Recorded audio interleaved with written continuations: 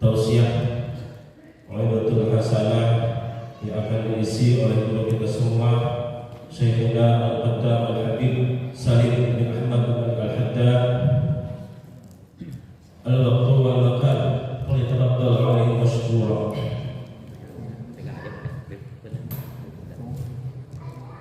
Bismillahirrahmanirrahim. Assalamualaikum warahmatullahi wabarakatuh. Waalaikumsalam. Alhamdulillah wassalatu wassalamu ala Rasulillah sayyidina wa maulana Muhammad bin Abdullah wa ala alihi wa sahbihi wa man wala la hawla wa la quwwata illa billahil aliyyil azim. Allahumma shalli ala sayyidina Muhammadin al-Fatih lima ughliq wal khatim lima sabaq nasiril haqq bil haqq wal hadi ila siratikal mustaqim wa ala alihi haqqa qadrihi miqdaril azim. Rabbi shrah li sadri wa yassir li amri wa hlul 'uqdatam min lisani yafqahu qawli. Birahmatika ya arhamar rahimin wa ufawwidu amri ila Allah innallaha basirun bil ibad wa ba'du. Alhamdulillah nawaitu al-i'tikaf fi hadzal masjid ma kuntu fihi imanan wa ihtisaban lillahi ta'ala. Yang saya muliakan dan saya hormati segenap ikhwan, akhwat, muhibbin, muhibbat tarekat Tijaniyah, saudara saya dunia akhirat. Mudah-mudahan kita terus dibimbing Syekh Ahmad istiqamah untuk saudara dan saudara-saudara kita, dan juga kita bersahabat dengan zikir kita setiap hari sampai akhir hayat. Dan juga terima kasih kepada Bapak Lurah yang mengizinkan kita untuk berkumpul di sini untuk berzikir kepada Allah, untuk bersyukur atas hari Isra Mi'raj Rasulullah SAW dan bersilaturahmi. Mudah-mudahan beliau dipanjangkan umur oleh Allah dan menjadi pemimpin yang tambah manfaat buat rakyatnya. Amin ya rabbal alamin. Dan mudah-mudahan jabatan beliau menjadi kendaraan surganya Allah. Amin. Dan juga ucapan terima kasih kepada DKM, Ketua DKM Masjid Al-Fatah. Mudah-mudahan diberikan keikhlasan di dalam merawat rumahnya Allah Subhanahu wa taala. Amin ya rabbal alamin. Hadirin yang dirahmati Allah, Isra Mi'raj Rasulullah sallallahu alaihi wasallam terjadi di tahun terakhir Rasulullah berada di kota Makkah. Di tahun terakhir, dan itu yang kita kenal dengan hari lahirnya sholat lima waktu. Hari lahirnya sholat.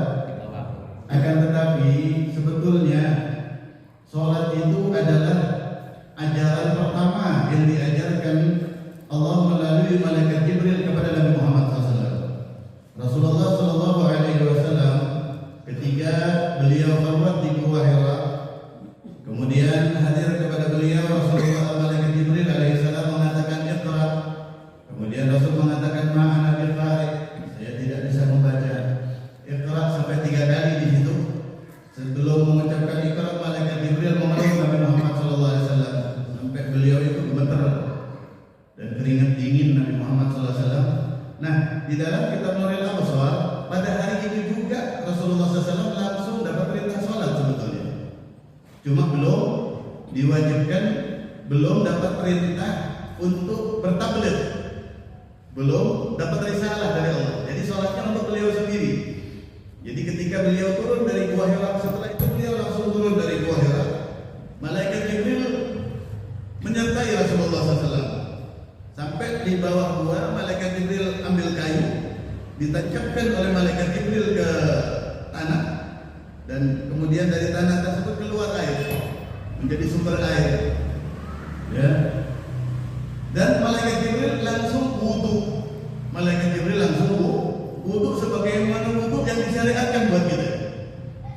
Jadi pelajaran bagi orang Islam itu yang pertama harus kita pelajarin itu wudu sebetulnya.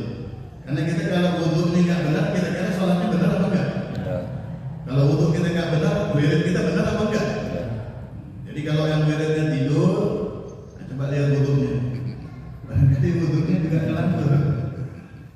Begitu. Itu asas fondasi. Wudu itu fondasi. Rasulullah SAW dicontoh oleh malaikat Jibril. Malaikat Jibril wudu pada saat itu. Malaikat Jibril wudu. Kemudian setelah wudu, malaikat Jibril mengajarkan Rasulullah SAW. Dan habis itu sholat 2 rakaat. Sholatnya seperti kita sholat subuh, cuma nggak pakai kunut.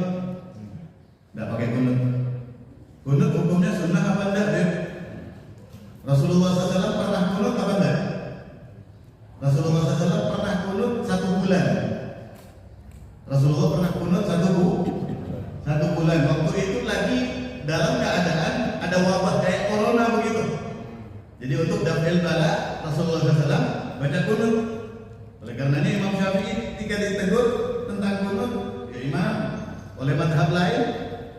Inti kok mensunnahkan kunut untuk orang-orang mengikut madhabnya inti, padahal inti tahu Rasulullah SAW kunut cuma 1 bulan. Setelah itu nggak pernah lagi Rasulullah SAW kunut. Yang kita kenal dengan kunut nazilah. Akhirnya Imam Syafi'i berkata, ya akhi, wahai saudaraku, seandainya Rasulullah SAW seumur hidup kunut itu cuma 1 kali, kira-kira hukumnya sunnah apa enggak? Kata Imam Syafi'i. Apa definisi sunnah? Definisi sunnah adalah pekerjaan yang dikerjakan Rasulullah Sallallahu Alaihi Wasallam atau yang diridhoi oleh Rasulullah Sallallahu Alaihi Wasallam. Kemudian sholat 2 rakaat waktu itu Rasulullah SAW diajarkan kayak kita sholat subuh dan mengatakan malaikat Jibril, hakada as-salat. Seperti inilah sholat untuk umat Nabi Muhammad Sallallahu Alaihi Wasallam. Baru dapat perintah yang disiarkan sholat itu setelah Rasulullah SAW berdakwah kurang lebih 13 tahun. Rasulullah SAW dapat perintah nggak sekaligus rukun Islam syahadat, sholat, kemudian puasa, kemudian zakat, kemudian naik haji. Rasulullah dapat perintahnya sekaligus apa enggak? Tidak. Perintah sholat ketika Isra Mi'raj. Rasulullah SAW Isra Mi'raj secara jasad beliau dalam keadaan jaga 1 kali. Yang kita kenal malam 27 bulan Rajab. Akan tetapi Rasulullah SAW Isra Mi'raj ya, dalam keadaan tidur. Ya, di dalam kitab Nurul Absar fi Manaqib Al-Bait Nabi Al-Mukhtar, Rasulullah Isra Mi'raj dalam keadaan mimpi itu 33 kali. Oleh karenanya hadis Isra Mi'raj itu sangat banyak. Hadis Isra Mi'raj itu sangat banyak. Kok Rasulullah cuma sebentar hadisnya banyak? Karena Rasulullah Isra Mi'rajnya 34 kali. Yang 1 memang dalam keadaan jaga, ingkar kita kufur gitu terhadap kejadian itu. Yang 33 dalam keadaan mimpi. Sahkah Isra Mi'raj dalam keadaan mimpi? Imam Al-Busiri mengatakan, la tunkiril wahya min ru'yahu. La tunkiril wahya min ru'yahu fa inna lahu qalban idza namatil 'ainani lam yanam. La tunkiril wahya. Jangan engkau mengingkari wahyu min ru'yahu, meskipun datangnya lewat mimpinya Nabi Muhammad SAW. Jadi Al-Quran sendiri aja banyak ayat yang turunnya Rasul lagi tidur. Inna lahu, katanya Imam Al-Busiri, karena sesungguhnya bagi Rasulullah SAW qalban, hati yang tidak sama dengan hati kita. Idza namatil 'ainani lam yanami. Meskipun meripat mata Rasulullah SAW tidur, hatinya nggak pernah tidur. Inilah Nabi Muhammad Sallallahu Alaihi Wasallam. Dapat perintah salat ya waktu Isra Mi'raj tanggal 27 bulan Rajab. Kemudian dapat perintah puasa, sudah hijrah beliau di tahun kedua dari hijrah. Tapi ketika kita masuk Islam, kira-kira apakah orang masuk Islam harus sholat dulu? Kalau orang masuk Islam habis itu yang dikerjakan wajib sholat dulu karena turunnya ke Rasulullah SAW bertahap. Perintahnya sholat dulu, baru puasa dulu. Kira-kira kalau baru melaksanakan sholat belum puasa, sudah Islam atau belum? Bisa dipahami ya? Begitu juga tarekah kita. Tarekah kita disampaikan Rasulullah SAW kepada Syekh Ahmad memang bertahap. Bertahap. Pertama memang perintahnya adalah lazim. Perintahnya adalah lazim pagi dan sore. Dapat berapa tahun baru dapat perintah wadifah. Dapat berapa tahun baru hailalah. Sama Islam juga begitu. Tapi Syekh Ahmad radhiyallahu anhu kayak Rasulullah disuruh menyampaikan Islam dengan rukunnya. Rukun Islam ada 5, harus 1 paket. Syahadat, sholat, syahadat, sholat, puasa, zakat, pergi haji. Kalau kita ngaku Islam, kemudian kita nggak bayar zakat, kira-kira Islamnya sempurna apa enggak? Belum. Begitu juga tarekah. Tarekah ini Rasulullah memberikan kepada Syekh Ahmad satu-satu memang. Tapi kemudian setelah sempurna, ketika Rasul mengatakan lakinin nas itu tarekat ini sudah lengkap, rukunnya sudah lengkap, rukun tarekatnya sudah lengkap. Syekh Ahmad dapat perintah radhiyallahu anhu dari Rasulullah sallallahu alaihi wasallam untuk menyampaikannya keseluruh. Adapun tuan-tuan guru kita yang dimuliakan Allah Subhanahu wa taala ketika menyampaikannya dengan bertahap, itu proses pelatihan. Bisa dipahami? Biar enggak kaget. Karena kalau orang belum biasa wirid, langsung dikasih wiridan wajib lazim sehari 2 kali, wajibah sehari sekali, halal seminggu sekali, takut kaget. Kayak bayi lahir langsung dikasih makan lontong, kira-kira kaget kan? Bisa dipahami? Jadi kalau kita masih baru dapat izin lazim, bersegeralah minta izin wazifah muqaddamnya. Kalau udah dapat izin muqaddam, karena itu juga pelatihan dari guru-guru kita, disepakati. Nggak kita salahkan, tapi itu proses pelatihan. Sebagaimana orang yang masuk Islam tapinya tidak puasa, tidak sempurna Islamnya, masuk tarekat juga kalau nggak wajibah kira-kira sempurna nggak tarekatnya? Udah sempurna apa belum? Tarekatnya apa? Dijani. Kalau helalah di mana? Oh, saya belum helalah. Nah, kira-kira sudah sempurna apa belum? Kita harus menyempurnakan. Harus segera, karena kita nggak tahu umur kita sampai kapan. Kita nggak tahu umur kita sampai kapan. Wallahu a'lam. Masih ada waktu ya? Ikhwan fillah, berbahagia ini bagi kita yang hidup di akhir zaman kebutuhan. Karena di zaman ini kita tambah sulit mencari guru yang nyambung sama Allah Subhanahu wa taala. Mencari ulama yang nyambung sama Allah di zaman ini kalau enggak dengan tarekat gampang apa sulit kira-kira? Sementara di dalam kitab disebutkan guru itu ada 2. Di dalam kitab 5 disebutkan ada Syekhul Wasil, ada Syekh Ghair Wasil. Ada guru yang mengenal Allah, yaitu para kekasih Allah, para wali Allah Subhanahu. Ada guru yang Ghair Wasil, guru yang hanya bisa mengajar saja, sementara dia nggak kenal sama Allah Subhanahu wa taala. Bahkan kadang dia ngajarin orang, suruh orang istighfar, belum tentu dia istiqomah istighfar. Ada mungkin yang seperti itu, dan berpotensi banyak kalau di zaman sekarang. Karena ini zaman yang Rasul mengatakan nanti ada akhir zaman orang itu banyak yang kalau disuruh ceramah pinter kayak ini, tapi kalau disuruh beramal entar dulu dah, inti duluan dah.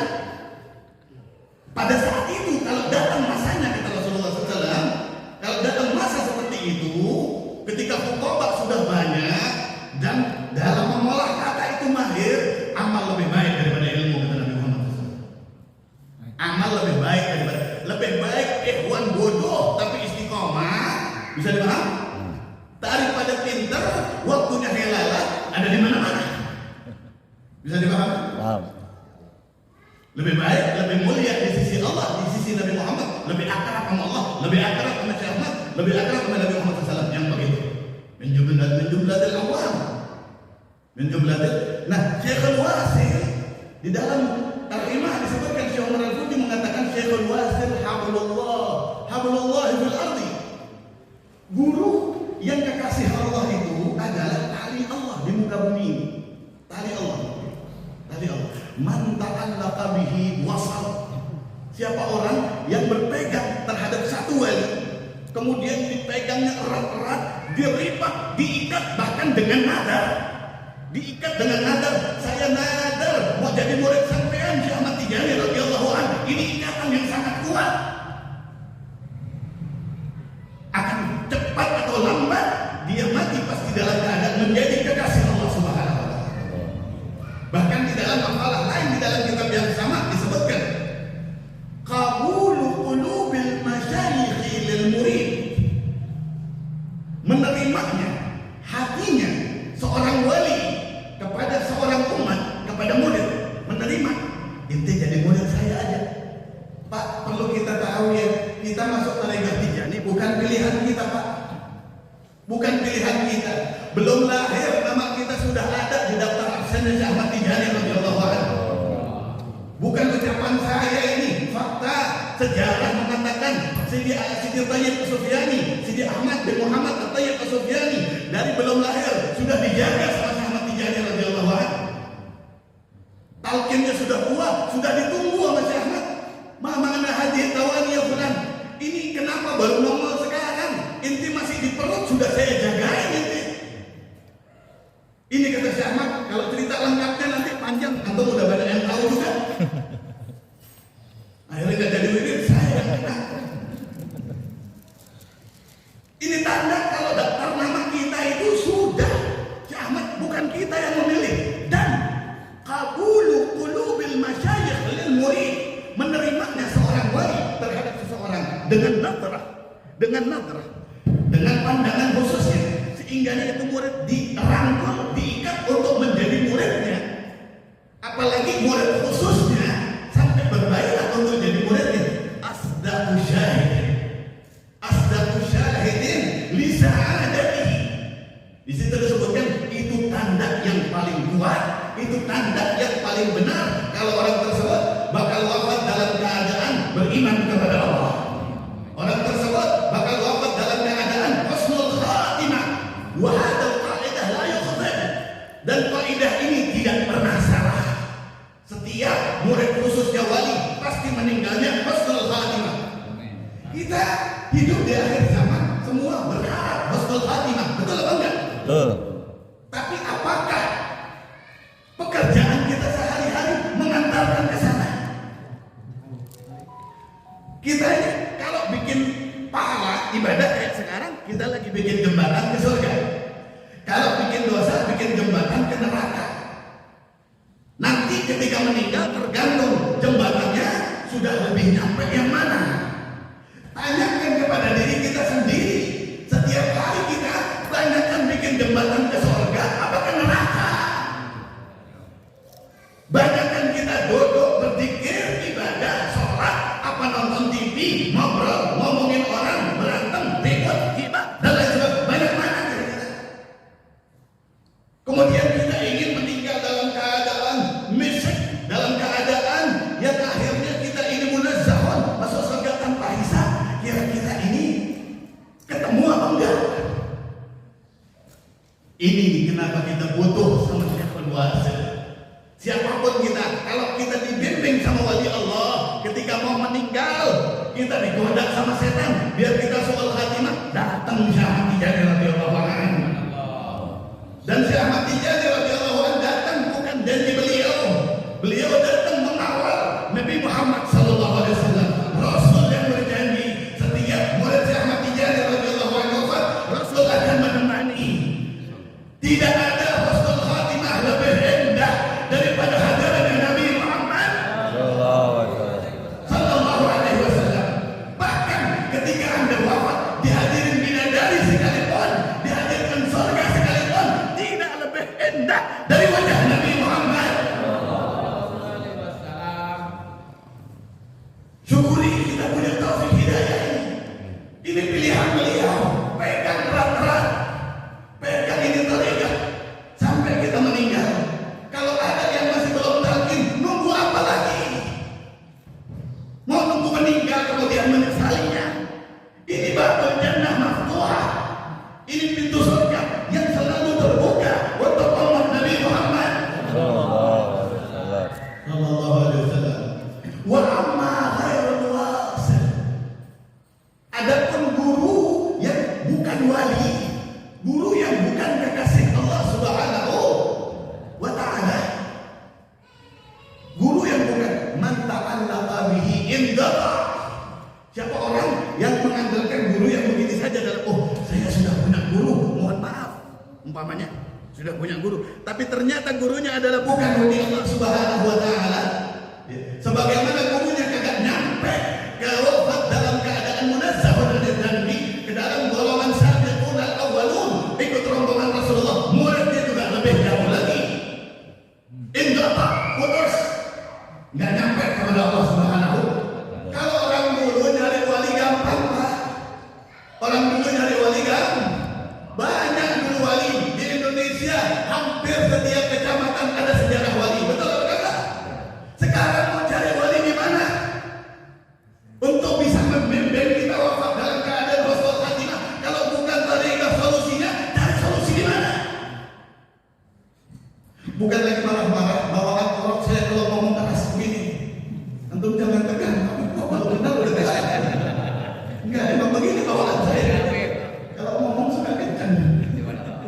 Nah, kemudian wa man fadila, ini yang terakhir. Wa man fadila bi tarki hormati syekh. Wa man fadila bi tarki hormati syekh laqad akhadha raqama syaqawati wa hadha al-ikhtilaf. Dan siapa orang yang dihinakan Allah Subhanahu wa taala bi tarki hormati syekh, dengan cara dia mengingkari para aulia Allah. Ada tarekat, oh ini sesat. Ada tarekat, oh ini bohong. Ada orang berpikir, oh ini aneh. Ada orang, ini khuzilah. Siapa orang yang dihinakan Allah, Allah yang menghinakan dia. Kadang-kadang hidupnya kayak yang muliaan dia. Komentator. Laqad akhadha, siapa orang mengingkari satu aja dari wali Allah Subhanahu wa taala, laqad akhadha raqama syaqawati, dia telah mengambil nomor antrian wafat dalam keadaan su'ul khatimah. Syaqawah, dia telah mengambil nomor antrian tiket masuk nerakanya Allah Subhanahu. Kita nggak punya amal apa-apa Pak dulu. Sekarang banyak yang ingkar sama wali, banyak. Nggak ada bedanya kayak mereka sama kita, tapi kita dipilih sama Syekh Ahmad. Syukuri itu, pegangin, jangan pensiun. Jadi berarti Syekh Ahmad Tijani radhiyallahu anhu sampai mati. Yang sabar dalam ketaatan, istighfar setiap hari. Ini kalau mau selamat, ittabi' man sabila man anaba ilaih. Kalau ente mau selamat hidup di akhir zaman, ikutin orang-orang yang mengajak kalian bertaubat kepada saya. Kita kan setiap hari diajak taubat sama Syekh Ahmad, betul apa betul? Setiap hari diajak bertaubat, setiap hari diajak cari muka sama Nabi Muhammad sallallahu alaihi wasallam dengan salawat, betul apa betul? Mulia apa mulia ini? Ini kemuliaan, Pak. Kalau kita bukan ikhwan, kira-kira kuat nggak setiap hari lazim 2 kali? Setiap hari walimah. Ini tanda guru kita memang betul-betul bukan isapkan jempol, mengatakan ashabi la yaghibu anni tarfata ain. Santri saya mulai dia talqin sampai akhirat tidak pernah luput dari pandangan saya sekedip mata pun. Saya awasi terus sampai masuk surga Allah Subhanahu. Allahumma syurna fi zumrati Abil Faiz Tijani wa amitna bima tadi haqqil awliya al-iman. Mudah-mudahan yang sedikit ini ada manfaat, bikin kita melek, bikin kita bersyukur, bikin menghantarkan kita untuk wafat layak jadi murid Syekh Ahmad Tijani. Mudah-mudahan yang sudah ikhwan dikuatkan imannya untuk istiqamah, untuk menjaga adabnya ikhwan, untuk